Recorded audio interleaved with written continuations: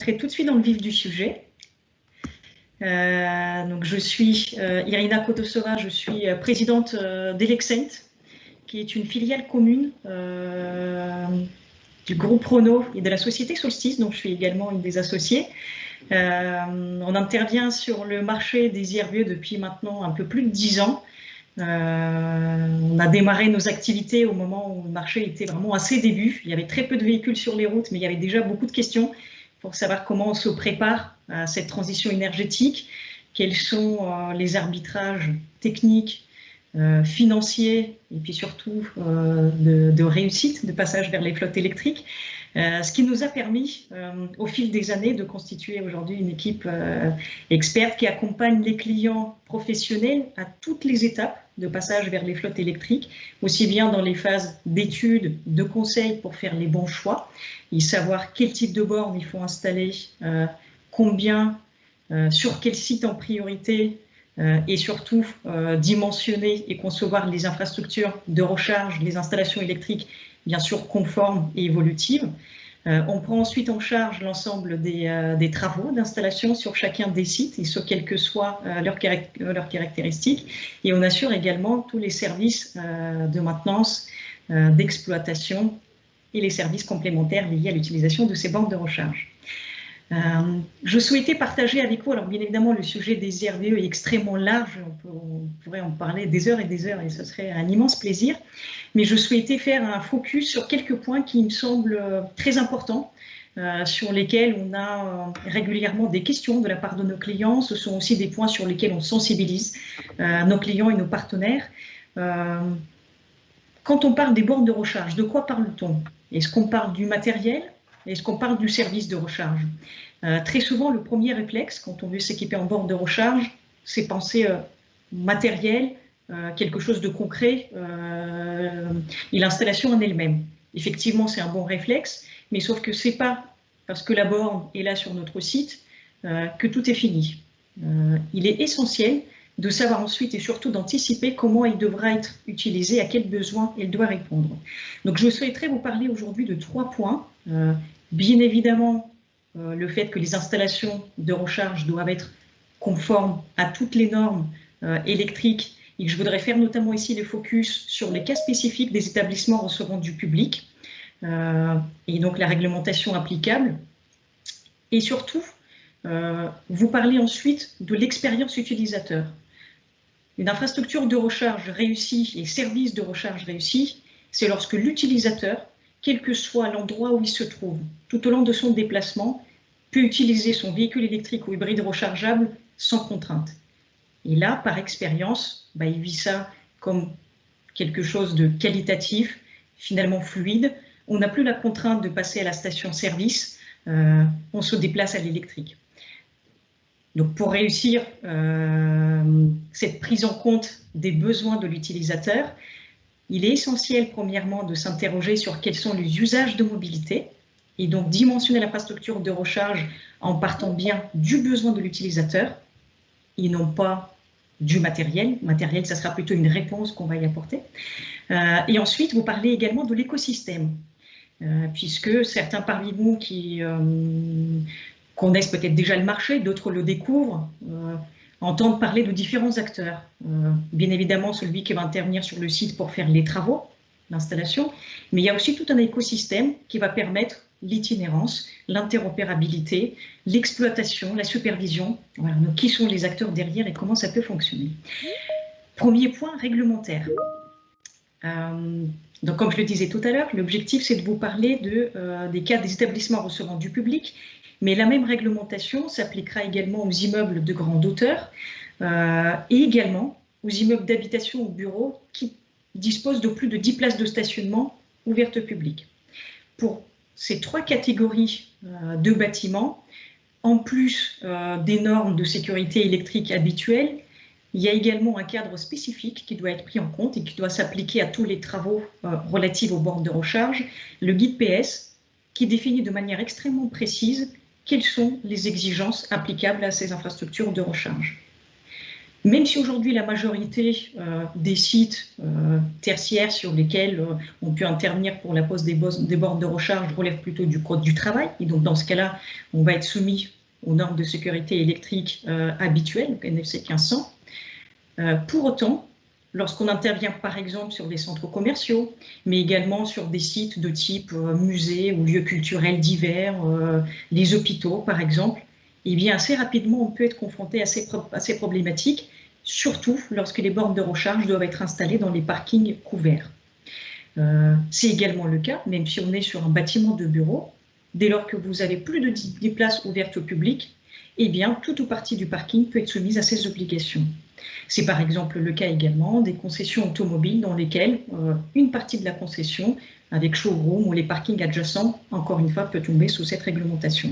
Et donc, quelles sont les règles à connaître? Quels sont les principaux éléments anticipés dès la conception, enfin, dès l'élaboration de tous les plans d'implantation, des schémas de raccordement?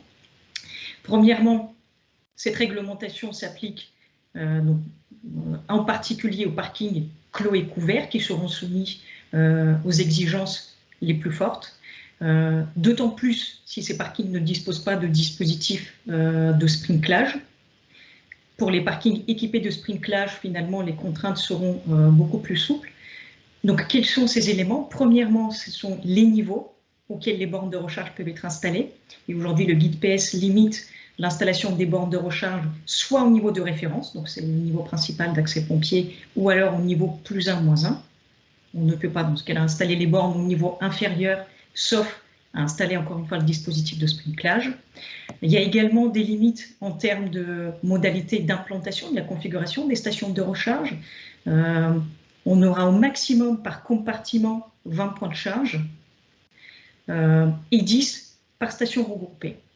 Entre chaque station, on devra prévoir, si jamais il y a un nombre de bandes plus important, des parois coupe-feu. On est également limité en termes de puissance maximum et en termes de puissance unitaire par point de charge. On ne pourra pas dépasser 22 kW par point de charge. Et de manière générale, la station devra intégrer donc, les parois par flamme, comme je le disais, pour séparer la station de recharge d'autres stationnements, les véhicules thermiques, prévoir également des dispositifs d'extincteurs à eau, coupure d'urgence, bien évidemment les emplacements bien visibles matérialisés, et avec des dispositifs de surveillance qui peut être soit humaine, soit déportée. Les règles seront légèrement assouplies lorsqu'il s'agit de points de charge isolés. Ces éléments sont extrêmement importants puisque, alors, encore une fois, les parcs de stationnement publics, alors on peut en trouver comme sur l'image ici, vraiment sur les parkings par exemple de gares, aéroports publics, mais encore une fois, même dans les cas peut-être qui paraissent moins contraignants, c'est des choses anticipées. Et bien évidemment, l'implication des bureaux de contrôle dans la validation de ces projets est indispensable. Lorsqu'on a défini cette station de recharge en conformité réglementaire, normative, se pose la question à quel usage vont servir ces bornes? Et là-dessus, il est extrêmement important, avant de se dire qu'il faut installer X points de charge de tel type parce que c'est peut-être la recharge la plus rapide et on veut offrir le meilleur service à l'utilisateur, ce n'est pas forcément toujours la bonne réponse. La première question, et la question essentielle à se poser, c'est qui va utiliser ces bornes de recharge? À qui vont-elles s'adresser? S'agit-il de recharger uniquement la flotte captive d'un site, de plusieurs sites? Est-ce que ces bornes seront aussi ouvertes aux collaborateurs qui viendront sur site avec leur véhicule personnel et qui auront besoin de se recharger? Peut-être les clients, soit sur un site tertiaire de bureau, ou peut-être s'agit-il d'un centre commercial ou un autre lieu accueillant du public. Peut-être effectivement ces bornes seront en tout ou partie ouvertes au grand public. Donc, quand on a ciblé les utilisateurs, ensuite on va définir comment ces bornes seront utilisées. Est-ce qu'à chaque usage, les bornes seront dédiées ou est-ce qu'il s'agira plutôt d'un usage mutualisé? Sur une seule et même borne, un seul et même point de charge, on peut, au cours de la journée, avoir différents utilisateurs qui vont se présenter. Ça peut être aussi une utilisation mutualisée entre la recharge de jour ou de nuit, là encore en fonction des usages. Pour savoir ensuite quel type de borne il faut mettre en place et combien, Se posera ensuite la question des pratiques de déplacement, les besoins de recharge. Concrètement, quelles sont les distances que les utilisateurs vont parcourir par jour? Par exemple, la flotte. Est-ce qu'ils peuvent se recharger sur site? Et à quel moment? Pendant combien de temps? Quelles sont ensuite les distances qu'ils auront peut-être à parcourir par la suite? Et surtout, notamment pour les flottes internes d'une entreprise, quelles sont les puissances de recharge qui peuvent être compatibles? On a, pour vous donner un exemple, parfois des demandes de clients d'installer des bornes de recharge rapides, mais lorsqu'on analyse de manière un petit peu plus détaillée le parc au sein de leur flotte, eh bien on se rend compte que finalement, aucun véhicule, ou très peu, sont compatibles avec la recharge rapide. Et comme aujourd'hui, ce qui va limiter la puissance acceptée par le véhicule, ça va être soit ce que la borne peut délivrer, soit ce que les véhicules peuvent accepter, même sur une borne de charge rapide. Si un véhicule ne peut accepter que 7 kW de puissance, eh bien, il ne se chargera qu'à cette puissance-là. Vous avez d'ailleurs ici à droite un petit schéma qui présente, à titre indicatif, les autonomies qui peuvent être récupérées en fonction des puissances des bornes de recharge par durée de stationnement. Donc, en l'occurrence ici pour 1 heure de recharge. Donc, encore une fois, lorsqu'on a utilisé les usages et les besoins, eh bien, si on considère que la distance parcourue soit de l'ordre de 100 km et que le véhicule stationnera à minima 2 heures, eh bien, la borne, le point de charge de 7 kW sera tout à fait adapté. Au contraire, pour des distances parcourues plus longues et les temps de stationnement plus courts, on va opter pour les bornes plus puissantes. Ensuite, se posera également la question, comment ces bornes seront utilisées?